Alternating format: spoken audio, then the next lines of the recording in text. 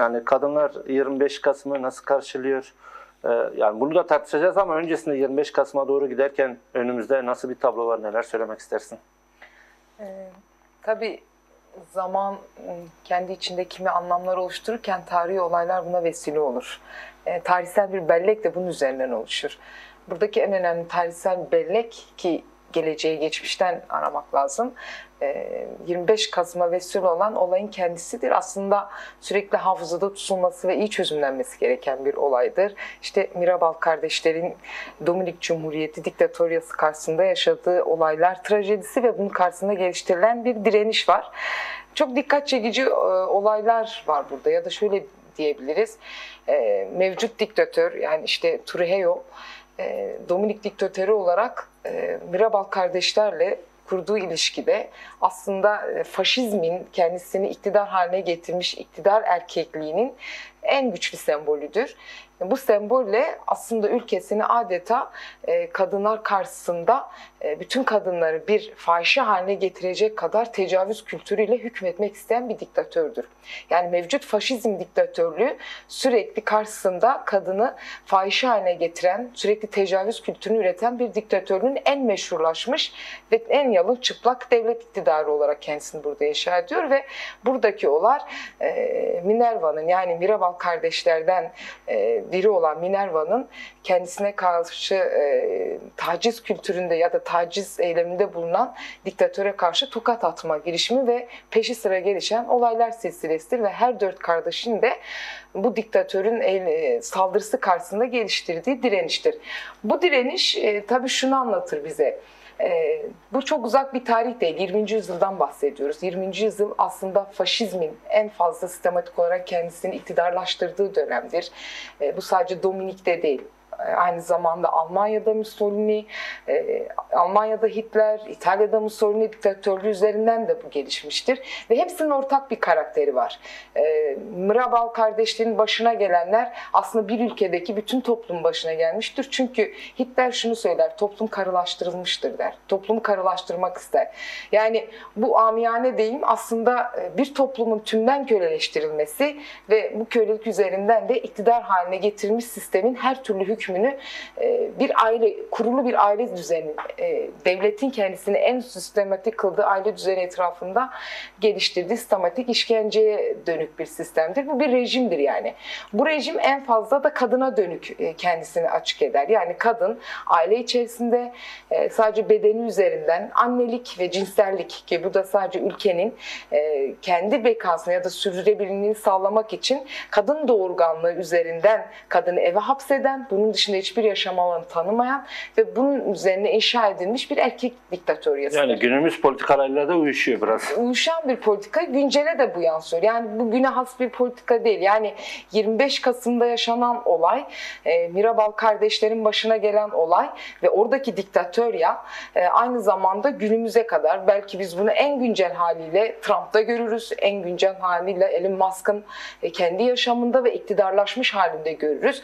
Bu sistem kendisini güncelliyor ve içinde bulunduğumuz rejimde de aynı diktatörlüğü görürüz. Yani artık erkeklik çok fazla kendisini açık bir şekilde inşa edip toplumsallaştırmıştır. Erkeklik bugün inşa edilmiş haliyle en faşizan haliyle ciddi bir kadın kırımı yapmakta. 25 Kasım bu noktada sembolik bir anlam. Kadın kırımını anlatan, hafızada tutan, sürekli güncelliğini koruyup her dönemde hatırlatmasını yaptıran tarihi bir olay. Bir olayın biz her yerde hem Mirabal kardeşler şahsında onun direniş halini aynı zamanda hortlatılmış erkek, faşizmin en çıplak yüzü olarak inşa edilmiş, iktidar haline gelmiş erkekliğin güncelde nasıl yaşandığını tartıştıracak bir olaydır.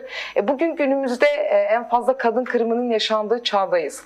Ki 21. yüzyıl bu noktada kadına dönük şiddetin, kadın katliamlarının artık kadın kırım haline geldiği, sistematikleştiği, günlük hale geldiği ve o günlük akışının zihinde normalleştirmeye götürdüğü tehlikeli bir süreçten geçiyoruz. Bu nedenle 25 Kasım'ı aynı zamanda kadına dönük şiddete karşı bir direniş günü olarak anlamak gerekiyor. Sadece burada yaşanan kadına dönük şiddet değil, bu şiddet karşısında da bir direniş eylemini sembolize eder. İki olgu bu noktada birbiriyle çatışan bir eylem haline getir. Yani hem şiddet, bunun karşısında da bir direniş kültürünü tanımlayan bir süreçtir 25 Kasım. Güncelde de buna dair özellikle dünyanın her yerinde kadınların erkek şiddetine karşı örgütlendiği, 25 Kasım etrafında bir araya gelerek sesini yükselttiği, buna dur dediği, ben de varım dediği, kendi varlığı, kendi bedeni hakkında söz ve karar gücü olduğu, inşa edilmiş erkekliği ve onun şiddet eylemine karşı kendi varlık eylemini, var olma eylemini sürdürme anlamında da sembolik bir gün olarak çeşitli eylemsellikler ve örgütlülüklerle kadının sesini sokağa taşırdığı, farkındalık yarattığı bir gün haline geliyor. Nesrin Akgül, istersen Ferhat'ın bıraktığı yerden devam edelim. Yani gerçekten erkekler bu işin neresinde? Sen neler söylemek istersin? Yani Ferhat bir erkek olarak çok önemli hakikatleri dile getirdi. Yani içinde bulunduğumuz coğrafyada, Kürdistan coğrafyasında belki de herhalde yapılan en önemli devrim kadın devrimi ise bunun yarattığı bir sonuçta erkeği dönüştürme, erkeğin kendisinde aslında erkekliği intihar ettirmesi. Yani bir öldürme eylemi kadının direnişiyle gerçekleşir ama bunun farkındalığı erkeğin bu noktada kendi erkeklik intiharı gerçekleştirmesiyle olur. Şimdi Ferhat bu noktada erkekliğe dair ortaya koyduğu hakikat uyandırılmış bir gerçekliktir. Yani bu coğrafyada ki en büyük devrimlerden biri de erkeğin kendisine dair oluşturduğu farkındalık ve bunu dile getirmesidir. Ben buradan aslında devam etmek isterim. Sözü buradan kurmak isterim. Çünkü maalesef bu sorun ele alınırken sorun hep bir kadın sorunu. Aslında kadının özgürleşme sorunu üzerinden tanımlanan sorun. Neden kadın köleleştirildi, kim köleleştirdi sorusunu da üstünü örtüyor. Bunu köleleştiren erkeğin kendisi, bu sistemi inşa eden erkeğin kendisi, binlerce yıl sürgüt bir şekilde bu sistemi icra eden, hiçbir boşluk bırakmadan bu sistemi icra eden ve bugün artık faşizmin en irrasyonel bir politikası halinde artık cisimleşmiş bir erkekliğin devlet şahsında gün be gün yaşandı ve bunun bir toplum politikası halinde kendi zihniyetini tecavüz kültürüyle inşa ettiği bir dönemde yaşıyoruz. Böylesi bir dönemde eğer ki erkek kendisinde ben kimim, bu sorunun kaynağı nedir diye sormazsa bu noktada sürekli biz kadın cinayetlerinin, bırakalım sadece kadın cinayeti değil, düşünsel, irade her anlamda kadın varlığını yok sayıldığı bir yerde yaşıyoruz. Bu noktada Ferhat'ın dile getirdiği erkeklik gerçekliği aynı zamanda kendisinden yabancılaşmış, kendi gerçeğine yabancılaşmış bir erkeğin kendi özüne dönmesi için ben kimim sorusuna en etik duruşu sergiler. Tabii bu bununla kalmıyor. Çünkü birçok noktada söz eğer eylemi icra etmezse bir yerden sonra sadece çok liberal bir söylem ve yürüyüş gücü yaratabiliyor. Erkeklikle mücadele ki Sayın Öcalan bu noktada çok tarihi bir söz söylemiştir. Erkeği öldürme bu noktada bir teori haline getiriyor bunu ve bunu kendi şahsında gerçekleştiriyor ve gerçekleştirirken şunu söylüyor ve bunu gerçekten defalarca üzerine düşünmek gerekiyor. Ben diyor 7/24 kendi içimdeki erkekle mücadele ediyorum. Yani böyle bir hakikat ki en fazla işte çok da tartışılır. Kadın kurtuluş ideolojisini ortaya koyan, bu noktada kadın özgürlüğünün eylem ve teori öncülüğünü yapan bir liderin halen kendisinde sürekli olarak erkeği öldürme, 7/24 kendisinde erkeği öldürme düşünsel ve eylemini gerçekleştirme devrimi bir erkek şahsında iyi sorgulanmalıdır. Çünkü bu erkeklik kendi genlerini çok güçlü oluşturmuş. Yani bu toplumsal genlerde inşa edilmiş genler bütün egemenliği normalleştirmiş. Normal olan da çok irrasyonel. Yani o kadar normalleştirilmiş ve aynı şekilde de hayatın en olağan haline getirilmiş ki kadında da bu içsel bir kölelik haline getirilmiş. Bu cinayetler neden yaşanıyor dediğimizde sorumlusu kadının şu davranışı, kadının şu davranışsızlığı oluyor. Buradan doğru yola çıktığımızda şunu açık açık demek lazım. Biz erkekte ontolojik olarak, varlık olarak bir erkeği öldürme eylemini gerçekleştirmek zorundayız. Ama bu konuda erkekler ki devrimci mücadele içerisinde bile erkekler maalesef suya sabuna dokunmayan bir noktada kalıyor. Bu cesareti göstermiyorlar. Buradan bir sorgulama yapmak lazım. Neden bu sorun hep kadının üstüne yıkılıyor? Yani etik olan, özgürlük duruşu olan şey sorumluluk bilinciyle yaklaşmaktır. Eğer ki özgürlük mücadelesi veriyorsan, kendine devrimciyim, sosyalistim diyorsan bunun ölçüsü kadınla olan ilişkilerinde ve bu ilişkilerinde kendine dair yaptığın sorgulamadır. Sürekli erkeklik inşa ediyorsun, söyleminde inşa ediyorsun, mekanında inşa ediyorsun, her türlü eyleminle inşa ediyorsun ve bunu meşruluğunu kendi erkekliğin yani cinsiyete dayalı olarak bunu inşa ediyorsun. Buradaki cinsiyetçilik ideolojisi sorgulanmak zorundadır. Biz buna nereden yola çıkıyoruz? O kadar normalleştirilmiş ki. Mesela bugün herhalde herkes günlük olarak eminim 25 Kasım geldiğinde de şunu diyecek. Günlük olarak bilanço çıkartacaklar. İşte ortalama bir bilanço. Türkiye'de bir yıl içerisinde ortalama 450 kadın katledilmiş. Ve bu katliamın en yakın erkek tarafından eşi, babası, akrabası ya da sevgilisi tarafından gerçekleştiriyor. Bu olay günlük ya da yıllık olarak yaşanan bilançoları ortaya koyuyor. Şimdi burada bir kadın cinayeti var. Bunun faili, bunu gerçekleştiren erkeğin kendisi ama buna rağmen bu erkeklik sorgulanmıyor. Bir anekdot vermek isterim. Biz jinoloji olarak verdiğimiz bir panelde işte kadın katliamları ve kadın kırımı üzerinden bir panel veriyorduk. Bu esnada dinleyicilerden biri, aklı selim biri o esnada kalkıp şunu çok rahatlıkla söyleyebildi. Ben dedi anlayamıyorum. Yapay zekaya sordum. Neden kadın cinayetlerinin bilançosunu çıkarmış, bunun karşısında da ne kadar erkek öldürüldüğünün bilançosunu çıkartıyor. Ve buradan bir kıyas yapıyor. Diyor ki öldürülen erkek sayısı kadın sayısından çok daha fazla. Yani bu soruyu sormak, bunun peşine düşmek, kadın ve erkeğin nasıl öldürüldüğünün bilançosunu bunun üzerinden sorgulamak kadar ki kendisine kendince demokratım diyen biriydi. Bu sorgulamadan bile imtina ediyor. Burada kendi erkekliğini sorgulamayan, cinayetlerin üzerinden bile, failleri bile sorgulamayan bir sığ yaklaşım, erkekliği koruyan, kutsallaştıran, bu kadar ki kadın karşıtlığına bürünmüş bir erkeklik var. Oysa şunu demek lazım, öldürülen kadınlar erkek tarafından öldürüldü. Ama hiçbir kadın bir erkeği öldürmedi. Yani herhalde bunun bilançosunu çıkarmak çok büyük bir istisna olur. Hangi kadın eşini öldürmüş de cezaevine girmiş? Birkaç defa yaşandı, o da gündeme düştü. Parmak sayısını geçmez. Geçmez yani. Bu noktada cinayet işleyen her zaman katil bu erkeklik zihniyetidir. Bugün bu çok olağanlaşmış ve bu nedenle Sayın Öcalan şunu çok sık sorguluyor. İşte katil erkeklik. Bu kadar mı olağan? Yani bir erkek kendisinde etik olarak o insani duruş ya da kadın karşısında ben kimim eylemini sorgulamazsa ve bu noktada kendi nefsi terbiyesini yapmazsa içinden çok rahat bir katil çıkabiliyor. Bu katil illa eline bıçak almak zorunda değil. Zihniyetiyle dövüyor, sözüyle dövüyor, eylemiyle dövüyor, işgal ettiği alanlarla dövüyor. Yaşamın her alanında var. En önemli şey zaten bu kapatılmadır. Buradan sürekli bir işgal hali kadın varlığını sadece biyolojik üretime sınırlayan, sadece elinde bedeni kalmış bir kadını yine bedeniyle dövme haline dönüşmüş bir erkeklik var. Bu erkekliğin erkek tarafından intihar etmesi, Ferhat'ın da söylediği gibi kendi gerçekliğini sorumlusu benim deme etik gücünü gösterip bu noktada eylem yapmasıyla olur ki ben burada şunu beklerdim. Halen bu beklentimi koruyorum. Madem bir 25 Kasım var, madem ortada ciddi bir cinayet var ve herkes bu noktada bu sorumluluğa karşı vicdani duruş sergiliyor, o zaman her şeyden önce sokaklarda erkeklerin kendi gerçekliğini ortaya koyup biz suçluyuz, suçumuzu itiraf ediyoruz, biz bu erkekliği öldüreceğiz diye kadınlar karşısında tarihsel bir öz eleştiri vermesi gerekir. Erkek ancak 7/24 kendisinde bu erkekliğin öz eleştirisini vererek doğru yoldaşlık, arkadaşlık, eşlik, sevgililik kurarak bunu tanımlayabilir.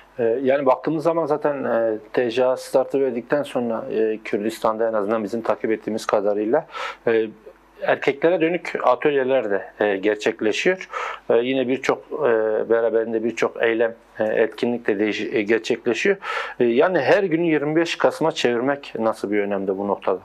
Ya bu içinde yaşadığımız zamanın her anında kadın zaten bunun mücadelesini veriyor. Yani kadının bu noktada elbette şöyle bir diyalektiği var. Efendi köle diyalektiğinde kadının kendi köleliğine rızalık göstermemesi lazım. Bu sistem sürekli kadına bu rızalığı öğretiyor. Evinde dur, çocuğunu yap, buna itaat et, her türlü fedakarlığı sen yap. Çünkü senin var olma nedenin erkektir. Yani varoluşumuz eşit bir dengeye kavuşmamış. Bir insan, bir toplum nezdinde bu normlarda bir varoluş gerekçesi oluşturamamışız. Bunun çok çok gerisine düşmüşüz. Varlığımızı bir defa kendimiz halen inşa etme durumundayız. Böylesi bir kriz halindeyiz. Kadın da halen varoluş krizi yaşıyor. Kendi kimliğini inşa etme sorunu yaşıyor ama her şeyden önce biyolojik olarak var olma sorunu yaşıyor. Halen biyolojik olarak bile ölüm ve yaşam ikileminde sürekli yaşıyoruz. Yani bir kadın olarak ben kendi devrimci duruşum ya da kendi öz savunma gücüm, kendi örgütlü duruşumda olsa dahi ben bu kapıdan dışarı çıktığımda başıma ne geleceğini bilmeme haline düşüncesini bir erkekten daha fazla yaşıyorum. Ve ben sürekli bu duyguyla yaşamak istemem elbette. Çünkü benim savunma sistemini sürekli güçlendirdikçe adım atma kabiliyetimi zayıflatıyor. Böyle bir sistem içerisinde hepimiz yaşıyoruz. Bu durumda tabii ki her gün kadının kendisinin öz örgütlülüğe dönüştüreceği, öz savunmaya dönüştüreceği dönemdir. Her dönem kadın için öz savunma ve komünleşme dönemidir. Bu elbette farkındalık ve örgütlülükle, kendi olmakla, itiraz etmekle ve eylem haline geçmekle olur. Ama bu maalesef bu dönemde erkeğin yaşadığı sessizliğe karşı bir isyandır. Sen neredesin yani? Erkeklik nerede bu noktada? Neden ses çıkartmıyorsunuz? Yani örneğin mesela işte kastik katil diye artık sosyolojik bir kavramla tarihi ele alıyoruz. Buna dair eğitimler veriyoruz. İşte Sayın Öcalan çok tarihi bir tanım yaparak kadın katliamlarının sosyolojik olarak sorgulanması tarihte Neolitik dönemdeyiz. Bundan 12 bin yıl öncesine dayanan kastik katil sisteminin ortaya çıkmasıyla gerçekleştirmiştir diyor. Ve diyor ancak diyor kadın katliamlarını bu sistemi çözerek tanımlayabilirsiniz. Bu kadar ki güçlü bir tarih sosyolojisi yapıyor. Bu kastik katil çok sarsıcı bir kavram. Erkeklik için çok sarsıcı bir kavram. Yani bazen empati yapıyorum. Yani erkekler bu kavram karşısında ne yaşıyor? Yani kastik katil kavramı kendisinden öte kurduğu bir kavram mı? Kendisinde istel olarak ben de bunun neresindeyim diye sosyolojik ve zihinsel bir sorgulamaya gidebiliyor mu? Ama bakıyorsun burada bile en çok sorgulayan kadınlar oluyor. Erkeği de yine sorgulayan kadınlar var. Bu toplumu değiştirmez. Bu toplumu insan ilişkileri seviyesine yükseltmez. Bu nedenle her gün 25 Kasım haline gelmesi için kadınlar kadar bu işin müsebbibi olan erkeklerin kendi erkekliğiyle ve içinde bulunduğu erkek camiası ve bunun zihniyetiyle öncülük yapacak, mücadele edecek bir öncülüğe kavuşması da elzemdir. Bu gerçekleşme eğer özgürlük tek taraflı gelişir. Yani ihtiyaç noktasında o sorumluluğu göstermez. Kadına yönelik saldırıların arttığını görüyoruz Nesrin arkadaş. Mesela bu saldırının altında esasen nasıl bir zihniyet yatıyor? Bir defa bunun tekil bir olay olmadığını artık ikna olmamız lazım. Bu tekil bir olay değil. Kadın cinayetleri ya da kadına dönük şiddetin hiçbiri tekil değildir. Belki babamız uygular, belki eşimiz uygular, belki sevgilimiz uygular, belki en yakın arkadaşımız, belki de yoldaşımız başka şekilde uygular. Yani bu noktada kim olursa olsun en yakınındaki ya da teğetinde geçen ya da uzağındaki, mesafendeki bir şekilde şiddete maruz kalma alanların var. Şiddet envai çeşitli şekilde maruz kaldığımız bir hal oluyor. Ki çağımız zaten şiddetin en açık, en meşru ve en kontrolsüz şekilde yaşandığı bir çağ. İktidar şiddeti sürekli üretiyor artık yani. Bu noktada şunu diyebiliriz yani böylesi bir ortamda kadın sürekli bu şiddete maruz kalma halinde yaşıyorsa bu şiddet bir defa medyanın dilinde meşrulaşıyor. Medya bunu çok meşrulaştırıyor.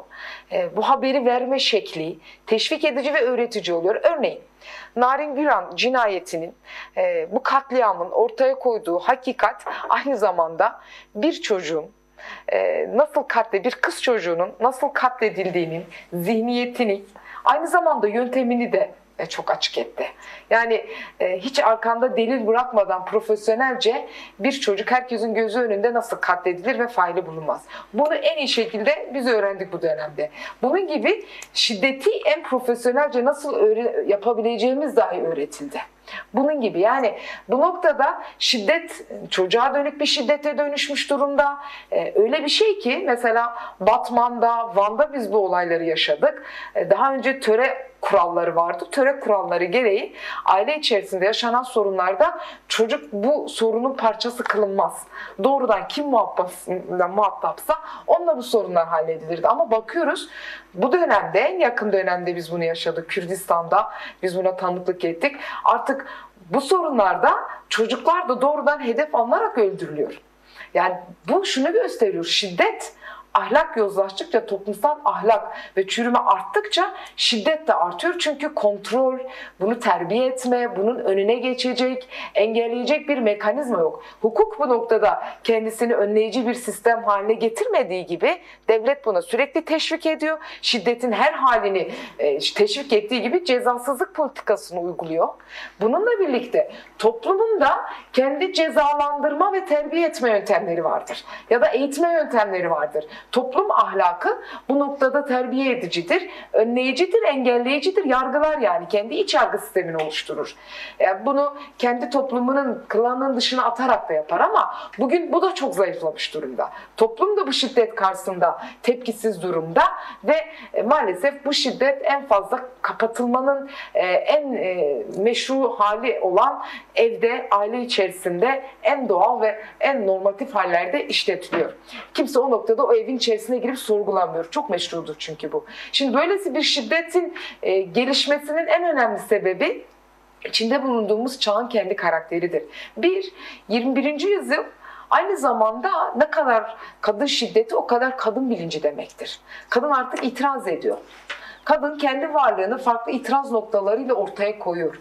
Yani evin içerisinde erkeğin sürekli her dediğini yapma halinin olmaması bile erkek için sarsıcıdır. Çünkü o gönüllü kölelik haliyle sözleşmeli bir evlilik yapmıştır. Devlet de bu evliliği kulluk ve kölelik, egemenlik ilişkisini bu noktada koruma altına almıştır. Burada koruyucu bir güçtür devlet ve bunun karşısında bu kadar korunmuş bir erkeklik, bu kadar inşa edilmiş bir erkeklik birdenbire ezciye, kölesi karşısında şok geçiriyor. En büyük şoku onun itirazıyla yaşıyor. Kadın itiraz ediyor artık. Bu kadar kadın şiddetinin artmasındaki en önemli sebep kadının buna karşı yükselttiği itirazdır. Kadın bir defa itiraz ediyor. İtiraz ettikçe üzerindeki şiddet artıyor. Bir ikincisi erkeklik de 20. yüzyıldaki faşizmin artık bunun toplumsallaşma halini biz görüyoruz. Örneğin Almanya'da Arı Çocuk Kampı var ve 3 yılda Hitler bu Arı Çocuk Kampı'nda 200 tane çocuk, adeta çocuk dünyaya getiriyor. Çünkü kadınlar burada kapatılıyor. Ve en uygun, en gelişkin Arı ırkını temsil edecek kadınlar erkeklerle birliktelik sağlatılarak burada çocuk üreme çiftliği oluşturuluyor. Yani kadının tek işi çocuk üretmektir. Budur yani. Beden politikası burada üretiliyor. Kadın doğurgan bir nesne haline getiriyor. Ve buna karşı çıkmanın bedeli Almanya'da kürtaj devlete karşı istenen en büyük suç haline geliyor bu dönemde. Yani Hitler bunu yargılıyor. Devlet karşısında işlenmiş suçtur diyor. Kürtajı gerçekleştiren doktorlar idamla yargılanıyorlar. İdam ediliyorlar. Şimdi bu dönemde uygulanan sadece Nazilerin, sadece Mussolini'nin uyguladığı bir politika değil. Faşizm bu noktada irrasyonalizmini, yani kadının kendini sadece bir beden haline getirme haliyle sınırlandırıldığı bu beden politikası, bunun üzerinde yürütülen iktidar politikası bugün toplumun her alanına sirayet etmiş durumda. Şiddet buradan artıyor. Artı savaş var.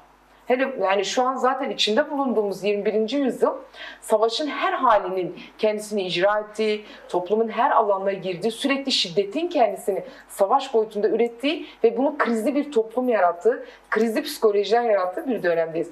Özellikle bizim coğrafyamızda savaş sürekli bu noktada şiddeti de körüklüyor, ekonomik kriz bu şiddeti körüklüyor, yaşanan her türlü sorun, toplumsal çözümsüzlük en zayıf noktada çocukları ve kadınları hedef alıyor. En zayıf nokta. Çünkü birçok cinayet aynı zamanda erkeğin bu sisteme tutunamaması nedeniyle ya kendini ya da yanındaki aileyi öldürmesiyle sonuçlanır. Bu korkunç bir şey. Yani bir baba kendisiyle birlikte çocuklarını ve eşini öldürüyor. Yani bu yaşamı artık bitme noktasına, benle birlikte hepiniz öleceksiniz noktasına getiriyor. Yani bu şeyi de çağrıştırıyor bizde. İşte dönemin, Firavun döneminin ya da Sümer kraliyet sisteminde çok büyük o dönemin Firavun krallarını kendisiyle birlikte bütün cemaatinin, bütün varlığının canlı canlı, diri diri gömülme halini anlatıyor. Çünkü onların eklentisidir sadece. Şimdi Yani bu zihniyet o günden bugüne devam ediyor üretmiş, diyebiliriz. şiddetle sürekli çözüm, demokratik bir toplum oluşmadıkça her şeyden önce cinsiyetçi politikalar ve ideolojiler faşizm üretir. Bu ortada kalkmadığı müddetçe kadın ve erkek birbirine cinsiyetçi kimlikleriyle, cinsiyetçi toplum bilinciyle değil, insan olarak toplum bilinciyle yaklaşmadığı müddetçe bu şiddetle sürekli kendisini iki cins arasında arttırarak devam ettirir. İvmeli bir şekilde bugüne kadar gelmiştir ve bundan sonra da bu şekilde devam ediyor. Bunun değişmesi lazım. Nesin yani Suriye'nin de açtığını arkadaşlar uyarıyor. Yani Xinjiang azadi felsefesi saldırılar bu kadar artmışken nasıl bir önemde? Kısaca buna ilişkin sizin de son sözlerinizi alalım. Yani Xinjiang azadi bir diyalektik. Yaşam diyalektiğidir. Yaşamın toplumsal olarak başladığı yer kadındır. Kadın yaşamı ölmüştür. Kadın yaşadıkça da toplum özgürleşir. Böyle bir diyalektik tarihsel sosyolojidir yine ve bu güncelliğini sürekli toplumun var olma ilkesi olarak koruyor. Toplum yaşamak için her şeyden önce neyle yaşamışsa, neyle var olmuşsa onunla sürdürülür. Bu başlangıç noktasına bağlılıktır diyelim. Başlangıçta kadın vardı, kadın toplumsallığı yarattı, toplumsal bir yaşam ördü. Ama kadın bu noktada cinayet ve kırımla karşılaştıkça yaşam da bitiyor. Kadının yaşaması aynı zamanda toplumun yaşaması bu noktada kendisiyle birlikte özgürlüklerin kendisini sürekli ve yaşanabilir kılma hali olacaktır. Bu bir diyalektik olarak yaşamın her anda 25 Kasım'da da sürdürülmesi gereken bir ilkedir. Yani değerlendirmeler için teşekkürler Nesrin Akın. Ferhat Akıncı, senin de katkılarından dolayı teşekkürler. Evet değerli izleyenler, bir programın daha sonuna